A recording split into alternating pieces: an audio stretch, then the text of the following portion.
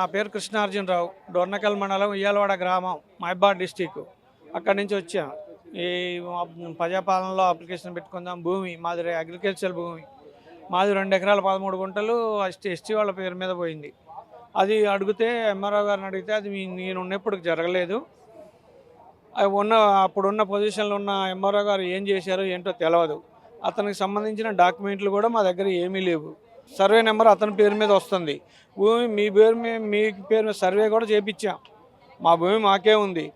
కానీ అది survey number అటు పోవటం వల్ల ప్రభుత్వం నుంచి వచ్చే పథకాలు ఏవి వర్తించబోయే అతన్ని పోయి కూడా అతన్ని పోయి కూడా అడిగాము. అడిగితే అతను ఏమన్నాడంటే మా భూమి ఎక్కడో పోయింది, అది తీసుకొచ్చి నువ్వు మాకు ఇయ్యి, నేను మీకు పట్టా చేస్తా అంటున్నాడు. ఏడ తీసుకొచ్చి ఆయన ఎక్కడ పోయిందో ఎవరికి పోయిందో. ఇప్పుడు నాది పోయింది, నేను చూసుకున్నాను. దాంట్లో సాగేవారు చేస్తున్నారు, నేనే చేసుకుంటున్నా.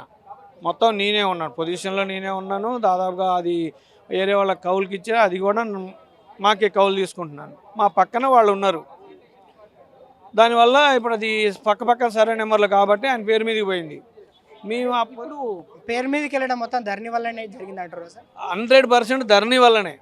మాకు అంతకుముందు మా 70 సంవత్సరాలు మా అమ్మ పేరుతో పట్టా ఉంది, డాక్యుమెంట్లు ఉన్నాయి, అవన్నీ లోపల ఇచ్చాను. మా అమ్మ పేరు మీద 70 సంవత్సరాల నుంచి వస్తుంది. మా 2013లో నా మిస్సెస్ పేరు మీద 2 ఎకరాల 13 గుంటలు రిజిస్ట్రేషన్ చేశారు మా అమ్మగారు. చేసిన తర్వాత పట్టా బుక్కుల కోసం వెళ్తే కేసు ఉంది. దానివల్ల మేము పట్టాలు ఇవ్వలేమని చెప్పిన వాళ్ళు అదే కేసు ఉన్న భూమిని వాళ్ళకు రిజిస్ట్రేషన్ పట్టాలు ఎట్లా ఇచ్చారు ధరణిలో అని అడిగినాం. అప్పుడున్న ఎంఆర్ఓ గారు రిటైర్మెంట్ దగ్గరకు వచ్చింది.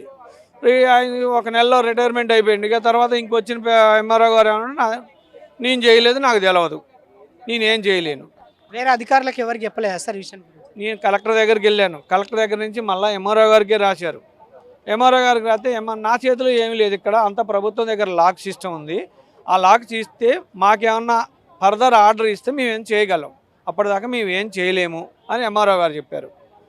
కలెక్టర్ దగ్గరికి వచ్చాను. కలెక్టర్ దగ్గర కూడా నేను పంపిస్తాను, ఏదో మాట్లాడతాను, వెళ్ళండి మీరు అన్నారు. వెళ్తే అక్కడనో ఎంఆర్ఓ గారు ఆ మాట చెప్తారు, కలెక్టర్ గారు ఈ మాట చెప్తారు. దగ్గరికి వెళ్తే మండే గ్రీవెన్షియల్ ఉంటుంది కదా, అట్లా 4 సార్లు వెళ్ళాను కలెక్టర్ గారి దగ్గరికి. పోయినప్పుడల్లా తీసుకుంటాను. నా దగ్గర ఇవి కూడా ఉన్నాయి. ఈ పత్రం కూడా ఆయన దగ్గర ఇచ్చింది. ఓల్డ్లో పెట్టమని కూడా రాపిచ్చారు. దీన్ని ఓల్డ్లో పెట్టమని కూడా రాపిచ్చితే అది ఓల్డ్లో కూడా పెట్టకుండా దాన్ని అట్నే ఆపేశారు. నేను ఏం చేయాలో తెలియక ఇప్పుడు లాస్ట్ టైంగా ఇక్కడికి వచ్చాను. ఈ రేవంత్ రెడ్డి గారు ఫస్ట్ టైం సార్ మీరు రావడం?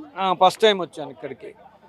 రేవంత్ రెడ్డి గారు చేస్తాను మీకు అని, మీకు ధరణిలో ఏం సమస్యలు ఉంటే నేను చేస్తాను, ధరణి ఏదో చేస్తాను అన్నారు. కాబట్టి ఆయన దయ వల్ల ఏదన్నా జరిగితే మాది వస్తుంది అని చెప్పేది నేను ఇక్కడికి వచ్చి అర్జీ పెట్టుకోవడం జరిగింది.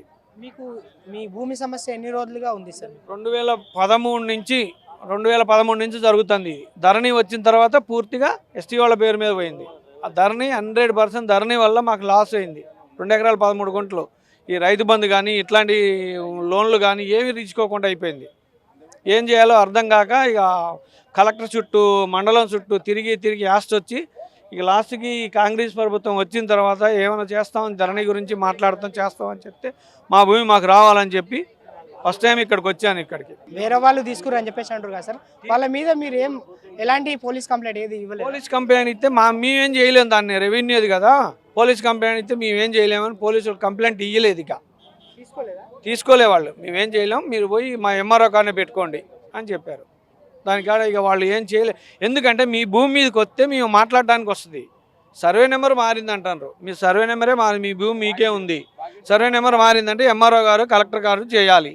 మేమేం చేయలేని పరిస్థితి. ఆయన గొంజకొచ్చి మీకు సంతకాలు పెట్టించి ఆ ఎంఆర్ఓ గారు అంటే ఆయన వచ్చి సంతకం పెడితే మళ్ళీ రిజిస్ట్రేషన్ చేసుకోవాలి మీరు.